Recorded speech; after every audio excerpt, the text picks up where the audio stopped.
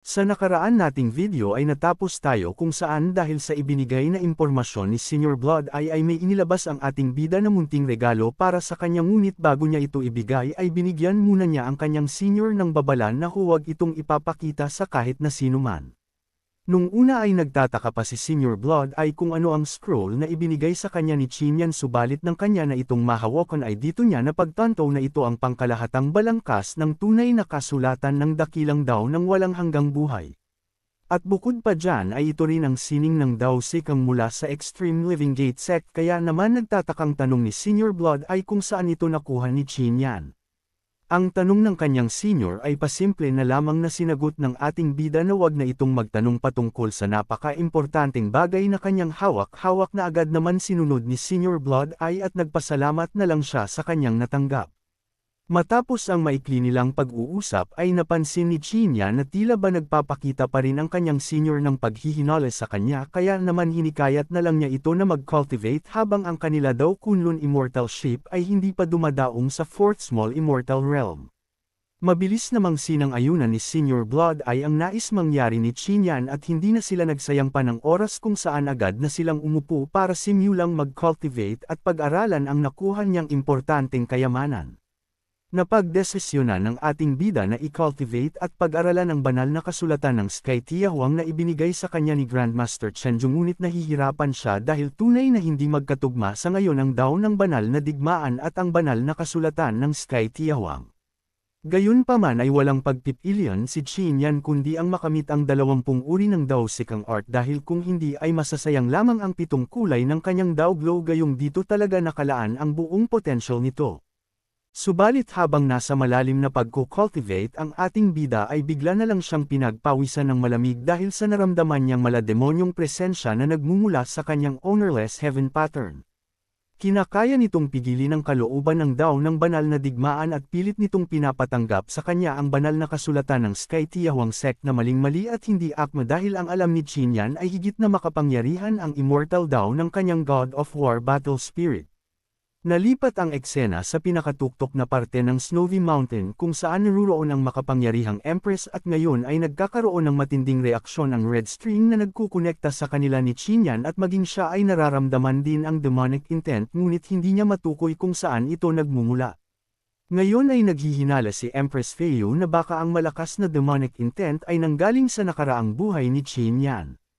Bukod pa dyan ay nag-aalala din ngayon si Empress Feiyu dahil sa mga paghihinalang pumapasok sa kanyang isipan na baka hindi naman kaya ang nakaraang buhay ni Chinyan ay isang dakilang pinunong mananakop na may madilim na layunin. Mabilis na lumipas ang mga araw at bumalik ang eksena sa labas ng Kunlun Immortal Ship kung saan isang cultivator ang sumisigaw at binabalaan nito ang lahat ng nakasakay na papasok na daw sila sa 4th Small Immortal Realm. At ang lahat daw ng cultivator na may cultivation level na Human Immortal Realm pababa ay gawin ang lahat ng kanilang makakaya upang protektahan ang kanilang mga sarili laban sa napakalakas na immortal intent mula sa kabilang mundo. Ang mga kaguluhan na nangyayari sa labas ay agad namang narinig nila Chinyan, kaya naman mabilis silang napatayo at hinikayat ang kanyang senior na alamin nila ang sitwasyon.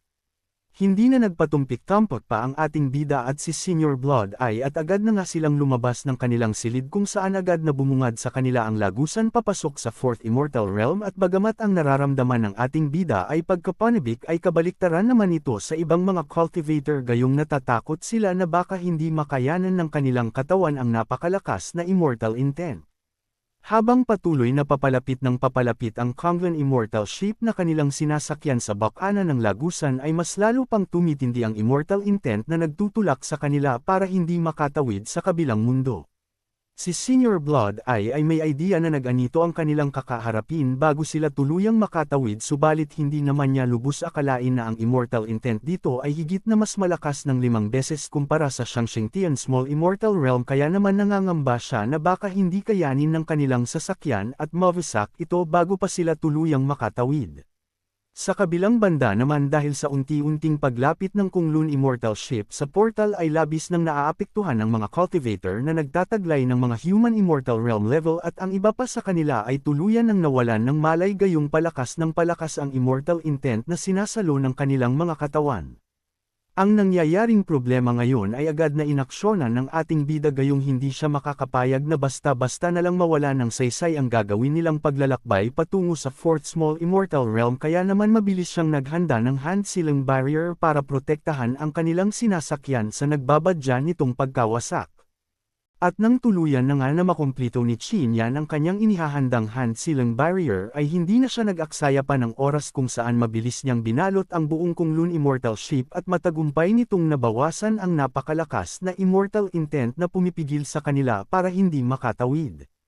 Ilan sandali pa ay tuluyan na ring kumalma ang paligid at kinuha naman itong pagkakataon ng mga cultivator para pasalamatan si Qin Yan sa pagtulong nito sa kanila upang hindi na sila mapinsala at tuluyang makapagpatuloy patungo sa Fourth Small Immortal Realm. Maya-maya pa makalipas ang ilang mga minuto ay mapayapa at tuluyan na ring nakatawid ang kanilang Kunlun Immortal Ship sa Fourth Small Immortal Realm at napadpad sila sa isang parte ng lugar nito. Habang hindi pa tuluyang lumalapag ang kanilang sinasakyan ay tinawag ng tagapangasiwang elder ng Kunlun Immortal Ship ang atensyon nilang lahat dahil mayroon daw siyang kaunting paalala. Ipinaliwanag ng elder na para sa mga unang beses pa lamang makakarating sa Fourth Small Immortal Realm o tinatawag ding Realm of Chaos ay nakikiusap daw siya na wag silang basta-basta na lang magtutungo kung saan-saan pagdating nila sa lungsod. Dagdag pang payo ng elder na mas makakabuti daw sa kanila kung bibili sila ng mapa at gumastos ng ilang immortal rocks para mangalap ng impormasyon patungkol sa lugar na ito dahil kung hindi raw ay baka hindi na nila malaman kung paano makakaligtas sa sobrang mapanganib na kanilang maaaring mapuntahan. Matapos magpaliwanag ng elder ay hinarap naman niya sila Qin Yan at magalang niyang sinabi na dahil sa ginawa nitong pagtulong sa kanilang Kunlun Immortal Ship at sa iba pang mga cultivator ay hayaan daw nito silang suklian ang kanyang kabutihang ginawa at kapag lumapag na raw sila sa lungsod ay may cultivator daw na magsusundo sa kanila at gagabayan raw sila nito sa kanilang mga kakailanganing impormasyon. Nang marinig ni Qin Yan ang tinura ng elder ay nagpasalamat naman siya dito gayong mas mapapadali na ang kanilang pagkalap ng mga impormasyon patungkol kung saan niya pwedeng matagpuan ang mga kakailanganin niyang importanteng halaman para sa pagbuhay kila Princess Meow Meow.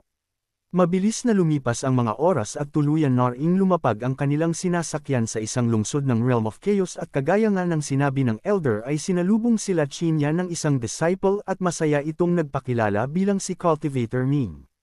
Si Ming ay hindi na nag-aksaya pa ng oras kung saan agad na niyang kinuha ang mapa ng Realm of Chaos para ibigay ito sa ating bida at habang kinukuha niya ang mapa ay ipinapaliwanag niya na ang Realm of Chaos ay nahahati sa Upper Realm, Lower Realm, East Realm, South Realm, West Realm, North Realm, at ang pinakahuli ay ang mga Forbidden Area.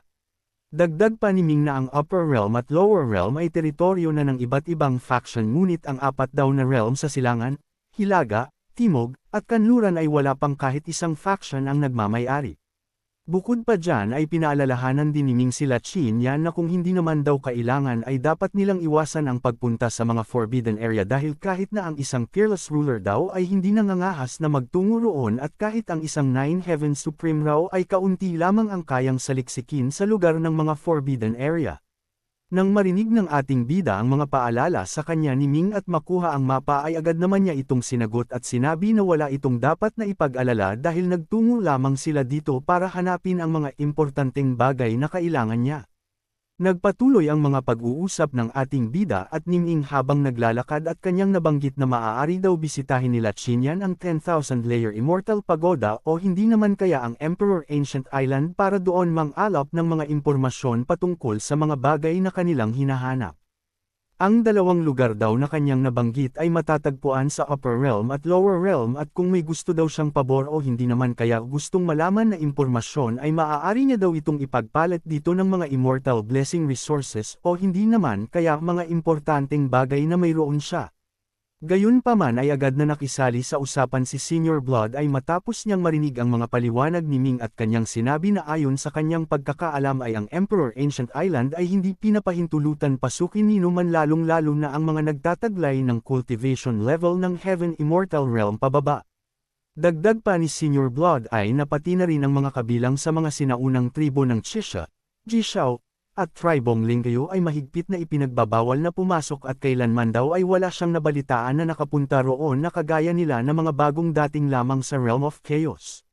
Dahil sa naging tugon ni Senior Blood Eye ay mabilis na naramdaman ni Ming na may kaunting nalalaman ang senior na kasama ni Qin Yan kaya naman imunungkahi na lamang niya na puntahan na lang muna nila ang 10,000 Immortal Pagoda gayong kahit nakabilang daw sa Ancient Tabo ay pinapahintulutan na makapasok doon.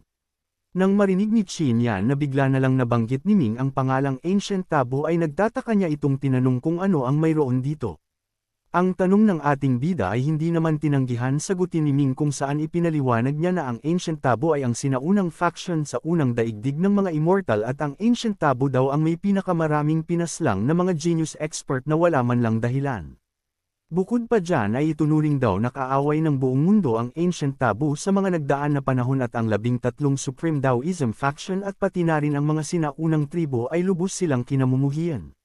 Matapos marinig ni Qin Yan ang patungkol sa mga ginawa ng Ancient Tabo noong unang panahon ay madali niyang napagtanto na hindi dapat malaman ng kahit na sino man ang koneksyon na mayroon siya dito lalong-lalo na ang Forbidden Tabo na nasa kanyang katawan dahil kung magkataon ay malalagay na naman ang kanyang buhay sa matinding panganib. Kaya naman agad na niyang hinikayat si Ming na magtungo na sila sa 10,000 Layer Immortal Pagoda.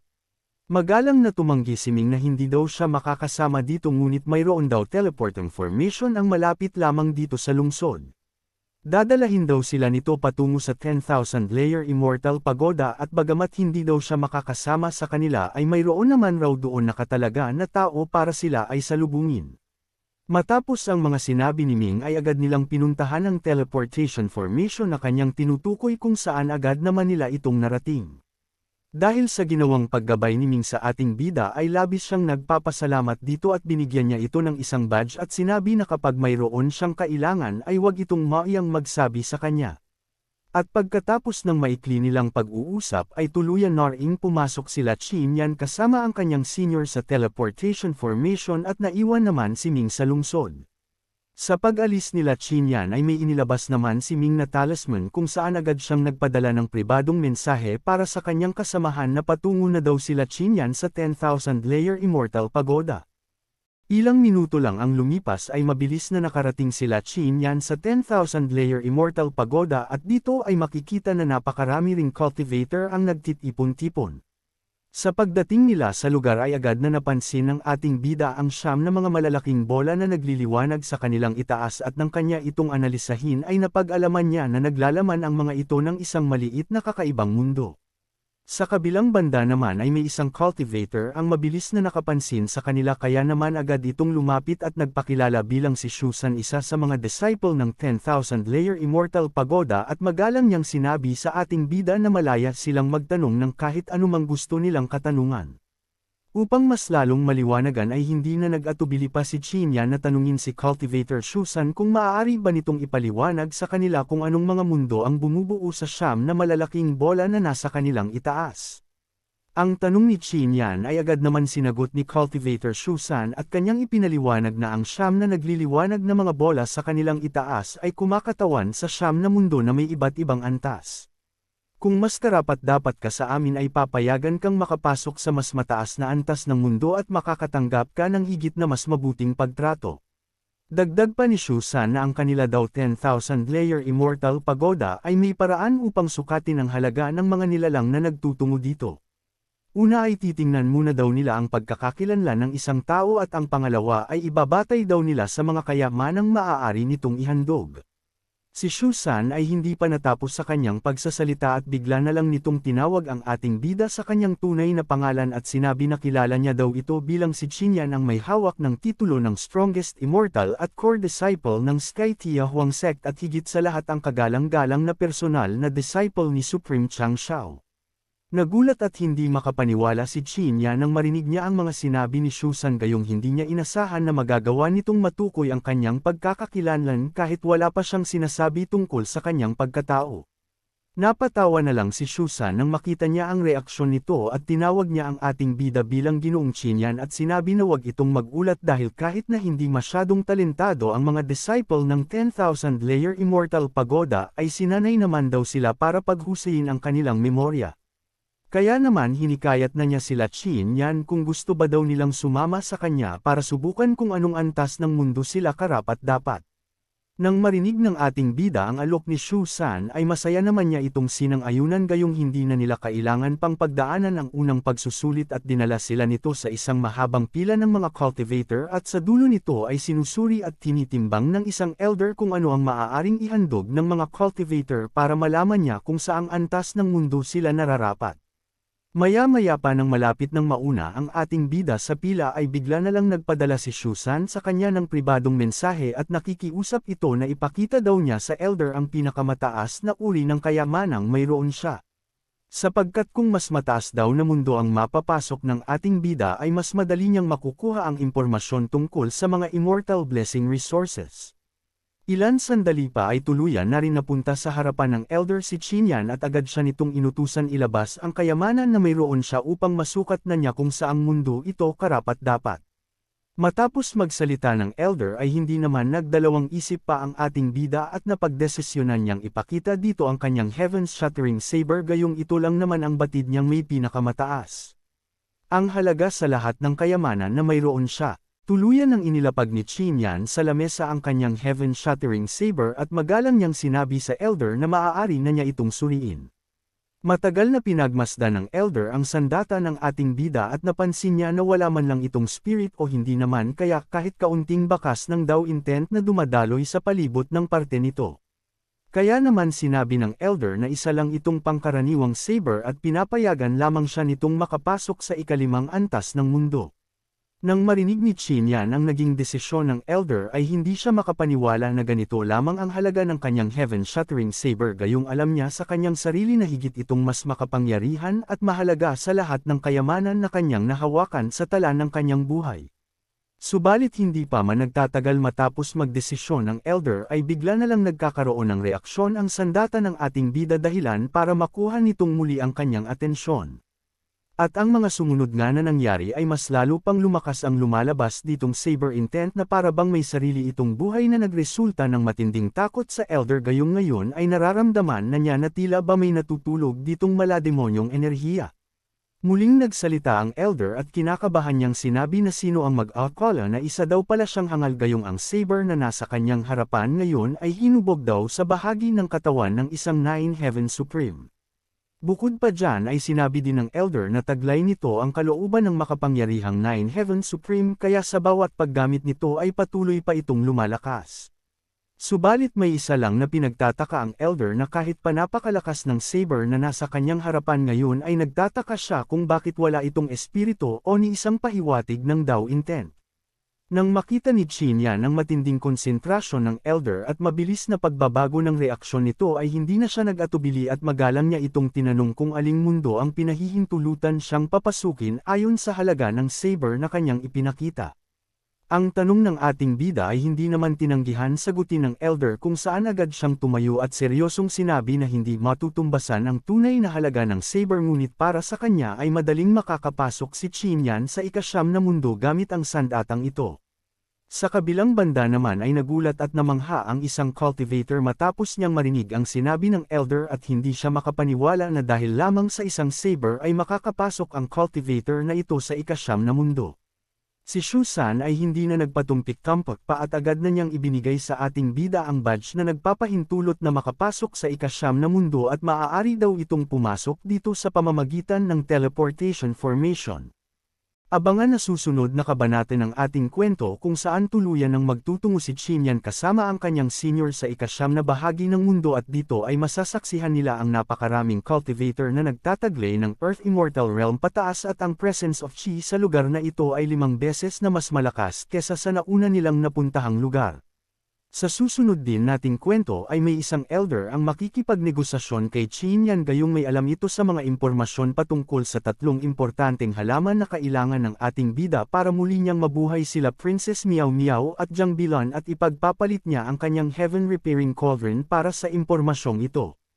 Kaya naman kung nais mong subaybayan ang mga susunod na panabik na kabanata ng ating kwento ay tumutok ka lamang at e-open mo lang ang iyong notification bell at huwag mo na rin kalimutan na mag-like, comment pagkatapos mong mag-subscribe.